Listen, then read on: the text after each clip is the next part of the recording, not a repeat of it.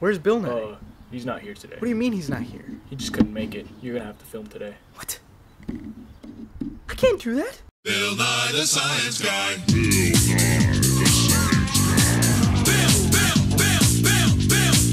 Nye the Science Guy.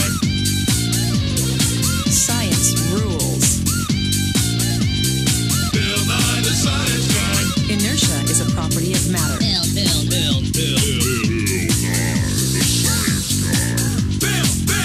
T minus 7 seconds. Bill Nye the Science Guy. Okay, so today we're going to be talking about the physics. Why aren't you wearing a bow tie? I couldn't find a bow tie. Bill Nye always wears a bow tie. Well, I'm not Bill Nye. Okay, so today we're going to be talking about the physics of the electrical circuitry of a house. Now, to understand the electrical circuitry of a house, you have to know where it starts. And this is not where it starts. It's going down for real. And that right there is where it all starts. The generators create the energy, traveling through all the wires, going all along to one's house. It's going down for real. All the energy flowing through these wires all the way back to a house all gets stored in this right here. And from here it goes here, straight out of the ground. And from this on the other side, this. We're back to where we started. Now this controls all the switches in the house. Now, there are two types. There's a parallel circuit and there's a series circuit. If a house had a series circuit, one thing would turn off and everything would turn off. So obviously this house has a parallel circuit. Now, just to get a visual, this right here is the circuit breaker box, and this is the power source that travels all the way through all the outlets to the house. And this is the junction box that can split them, which is like a parallel. This makes it into a parallel circuit, and it travels through, and it also can go through lights. All right, now here we have an outlet, and we're gonna open it now. Boom. Done. Now this right here has wires in here connecting all the way down to the circuit breaker. Yeah, I'm gonna do it. Why are you so I'm gonna do You it. should not do that. Why shouldn't I do it? Because you'll get shot. No. I'm gonna go for it. Okay, time for a commercial break. Yeah.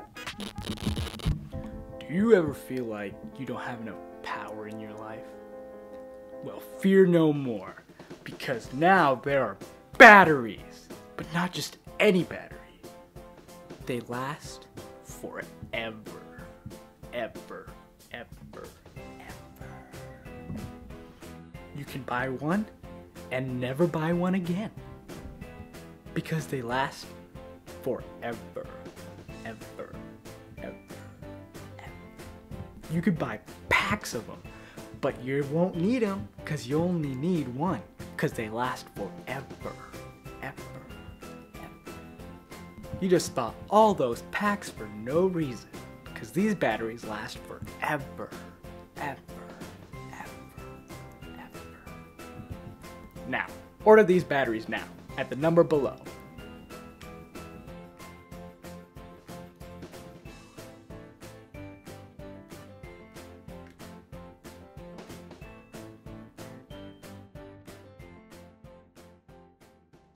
Alright, now I am underneath this house right here, and just wanted to say that there's no circuitry down here. So, I'm gonna go back out, see what's up there. Now I'm gonna explain to you how circuits really work, but I found this random dude on YouTube who can explain a little better than me. An electric circuit is a path or several interconnected paths capable of carrying an electric current. Most circuits have four basic parts: a power source, conductors, a control device such as a timer or switch, and a component such as a light bulb or motor called the load, which offers resistance to the circuit. Wires act as the conductor, carrying electric current from the power source to the component. To provide an element of control, a switch of some sort is normally installed. And lastly, a safety device such as a fuse or breaker is used to protect against trouble. Okay, now let's take a look at the circuit breaker box and how it has to do with volts and stuff like that. Yeah. Now if you look closely, it says 120/240 volts. In the US, we have either 110 or 120 volts. But in other countries like Europe, it's 240 volts. Now, these volts come from a power source, and this power source is from those generators that we were at. This outlet has 120 volts. Now, if this was in any other part of the world, it would be 240 volts. And the switch right here, this switch also has that many volts traveling through it that allows a light to turn on. So this light turns on, and boom. So the volts and the charge travels to the light to make it turn on. So on the math side of things, this is a parallel circuit with 3 resistors. And the variables that are used are I for current, which is measured in amps, R for resistor, which is measured in ohms, and the V is the voltage, which is measured in volts, and then P, which is measured in the watts. This, to find R, the resistance, you have to do 1 over R is equal to all the resistors added up. And the Ohm's law, which is right here, I equals V over R, is how you find the current. And you find the amount of watts from squaring the current and then multiplying it by the resistance. Now that is the whole gist of this electrical circuitry of this house. And hope you liked the video. Hope you liked it, Mr. I Duke. I see you back there.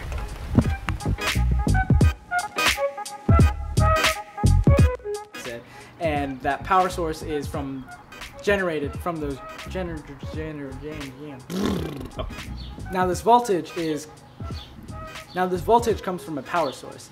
This power source is made from janitors. What is janitor? Now this power. Now what? Now what? Now what? Now this voltage comes from a power source. Now, this voltage comes from a power source, and this power source is a generator. Janitor? What's a janitor? Now, this voltage comes from a power source, and this power source is the janitors. Janitors? Why did I say that again? Now, this power source, this voltage, it's a voltage.